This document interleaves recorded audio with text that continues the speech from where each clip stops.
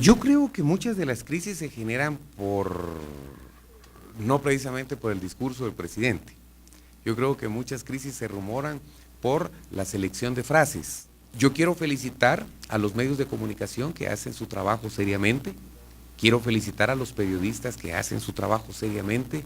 Quiero dar el reconocimiento a los periodistas que a nivel nacional e internacional han dejado una muestra de gallardía, de valor y de coraje. Ustedes van a encontrar en mis discursos muchas cosas que quizá políticamente no eran correctas y quizá no son correctas y quizá nunca serán correctas. Yo dije ni corrupto ni ladrón, ni perfecto, ni lo sé todo, ni lo puedo todo, ni tampoco pretendo hacerlo ni mostrarlo. Las declaraciones del presidente Morales, él reconoce que a veces sus declaraciones no son políticamente correctas, que él, bueno, en campaña ofreció ni corrupto ni ladrón, y no es perfecto, ni perfecto, dice el presidente Morales. Aquí hemos hablado en esta mesa roja de Sin Filtro que, pues, de las expectativas que se tenían con Jimmy Morales al momento, en esa coyuntura del 2015, no era que iba a ser el presidente con mayor capacidad de ejecución y de grandes obras, megaproyectos, pero sí que iba a tener una actitud totalmente diferente a lo que caracterizaba a la clase política tradicional. Tal vez en eso es algunos reclamos que nos mandan por redes sociales de la decepción o de la frustración que ha sido Jimmy Morales en ese aspecto. No se critica muchas veces, no veo muchas críticas en cuanto a la ejecución del presupuesto, la ejecución de obras, las grandes líneas del programa de gobierno, que aún nos preguntamos cuál es, pero sí mucho de la actitud que tiene el presidente Morales. ¿Falló en la actitud? ¿Está fallando en la actitud más que en la ejecución como gobernante, Stuart? Esa es uno de los rubros y una de las líneas donde hemos visto bastante falla, ¿verdad? En términos de la actitud. Y el ejemplo, digamos, de ayer, de la pregunta que se le hizo acerca de por qué no apoyaba a don Iván Velázquez cuando don Iván Velázquez entró bajo serios ataques en contra de pues, presuntamente gente que esté ligada a la corrupción y que quiera ver la destrucción de Iván Velázquez. Él simple y sencillamente dijo que no. Cuando ha tenido oportunidades enormes de precisamente cimentar esos temas, esas grandes líneas temáticas para el presidente. La lucha contra la corrupción, porque ahí su oportunidad era cimentar y dejar claro que el presidente apoya la lucha contra la corrupción, sin decir que apoya a Iván Velázquez, ¿verdad? Si no quería decirlo, no tiene por qué decirlo. Pero ponerse a tener una oportunidad de oro como la que tuvo y no aprovecharla, después cuando piensa, es que entonces empieza el estrés. Pero yo creo que hasta benevolentes hemos sido los guatemaltecos en términos de haber tenido las expectativas bastante claras, saber que era un gobierno y un presidente por el cual se votó, porque ni A ni B, ¿verdad? O sea, al final quedó C.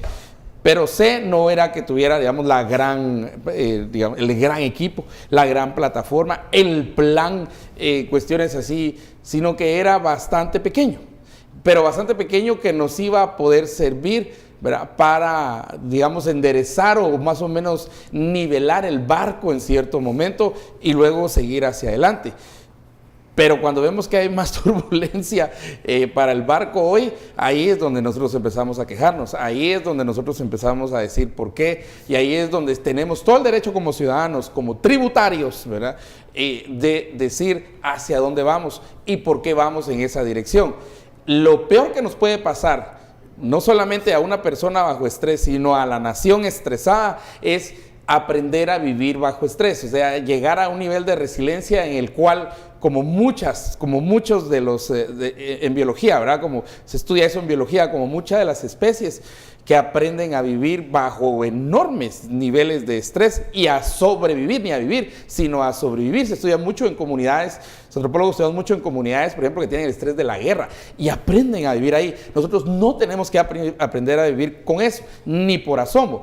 Y Y Philip decía, es que los medios tal vez a veces hemos sido injustos. Yo creo que hemos sido tímidos. Yo no lo dije. Yo creo que hemos, vos decís, eso no dije. hemos ejercido una presión, ¿verdad? ¿Qué Creo más- que eso hasta ha sido más baja crítico? ha sido esa Eso presión. tampoco lo dije. Yo dije, vean, el entorno de los medios de comunicación también hay que entender que cambió después del 2015. Por supuesto. Se ha Y vuelto que- más crítico al poder. Eso no Ya. quiere decir injusto, Y que no no va- quiere decir, no, Pero, es más, pero no lo suficiente, pues. Creo que nosotros tenemos que ir más. Ese es el juego de la democracia. Es que ese es el juego de la democracia. Si vamos a estar conformes, entonces nos vamos a Pero mi conformar pregunta y vamos sería a ahí, llegar a aceptar hemos las sido cosas como están y vivir con ellas. demasiado exigentes cuando tenemos a un presidente que no tenía la experiencia en la función Es pública. que yo siempre he hecho la analogía que este es el caso de la novia despechada. El caso de la novia despechada es que a una novia, sus 3 novios anteriores la engañaron, abusaron de su confianza. Entonces el cuarto novio, que tal vez puede que sea un buen tipo, resulta que no le va a tener el beneficio de la duda, le va a estar controlando el teléfono, quién lo llamó, quién hizo, quién decidió y demás. Eso es lo que le pasa al presidente Morales. El presidente Morales está en un entorno en donde la ciudadanía, en general, los medios en lo particular, estamos actuando como la novia despechada. ¿Por qué? Porque llevamos por lo menos 15, 20 años de tener gobiernos corruptos, que abusan, que mienten, que incumplen, etcétera, etcétera. Entonces, ¿qué pasa? El 2015 marca como ese parteaguas de toma de conciencia ciudadana. Y en ese toma de conciencia ciudadana, en general, la ciudadanía guatemalteca hoy es mucho más crítica respecto al poder de lo que era el 14 de abril del año 2015. Y eso también, vean, Moisés Naim en El fin del poder habla justamente cómo las redes sociales contribuyen a erosionar una estructura tradicional de poder. ¿Por qué? Porque la red social le permite a cualquiera decir, ¡ay, yo estoy harto del presidente! Democratizó la opinión pública. Pero cuando tenemos medios de democratización de opinión pública, más una actitud de rechazo al poder, pues naturalmente vemos que hay más choque. Y eso es un proceso sociológico. Lo que pasa es que lo estamos viviendo aquí en Guatemala. No es muy diferente de lo que vivió Chile en el 2014, Brasil en el 2014. Por lo que está viviendo Trump en Estados Unidos Lo que está viviendo ahorita. Trump en Estados ¿Sí ves? Unidos, lo que se vivió en la primavera árabe, lo que se está viviendo en algunos países europeos. Vean, esto es un fenómeno del siglo XXI. Es un fenómeno de las redes sociales, es un fenómeno de toma de conciencia derivado de la Si revolución ese de la fenómeno información. no va a cambiar o puede que evolucione y se intensifique, ¿cuál es la actitud que debe tomar el esa- presidente Morales? Porque le faltan 3 años, 2 años y medio. Es que él tiene que estar claro que esto se va a intensificar. Mira, no hay ningún indicio que vaya a bajar o que vaya, al contrario, cada vez hay más apps, cada vez hay más posibilidades de esto. Castells llama esto el movimiento, la movilización. Castells es un español que dice que el móvil lo estamos izando. ¿Por qué? Como ciudadanos estamos levantando el móvil, nos estamos movilizando, porque esa es nuestra forma ahora de ciudadanía, es la ciudadanía electrónica.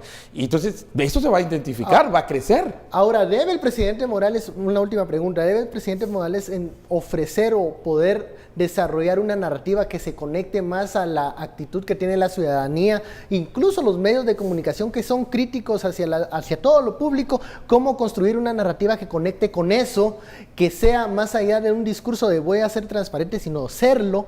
¿Se puede? Todavía hay expectativas es el mismo de dilema ese que, cambio. vean, es un dilema que, a ver, con sus diferentes dimensiones, tiene Donald Trump en Estados Unidos.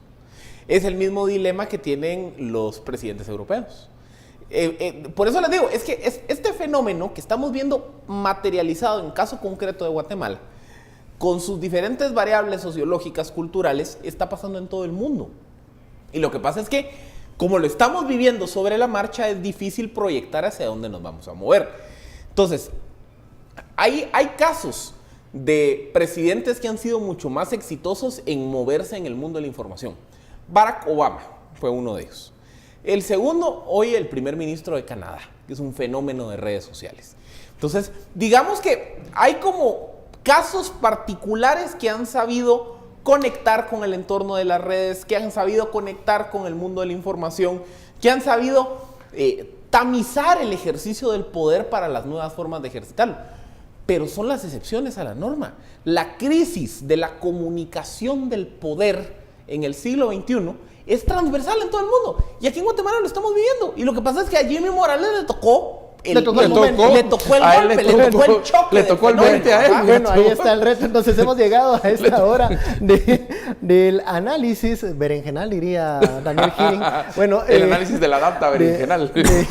Bueno, muchísimas gracias. Hemos llegado a este final de esta conversación. Muy interesante. Estuardo, Philip, gracias por el análisis. A usted también. Muchísimas gracias por su preferencia y sintonía. Esto fue Sin Filtro. No se vaya, viene la recomendación del clima con Marisol Padilla. Feliz noche, nos vemos mañana.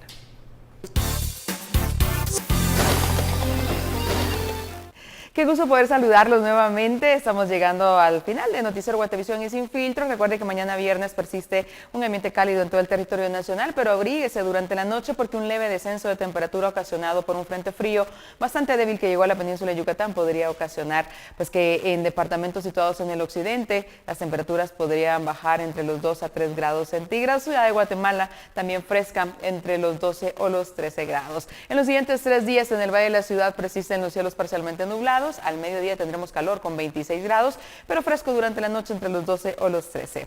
Mañana vamos a tener los primeros rayos de sol desde las 6 horas con 19 minutos. Así concluimos esta emisión de Noticiero Guatevisión. Que todos ustedes tengan una excelente noche.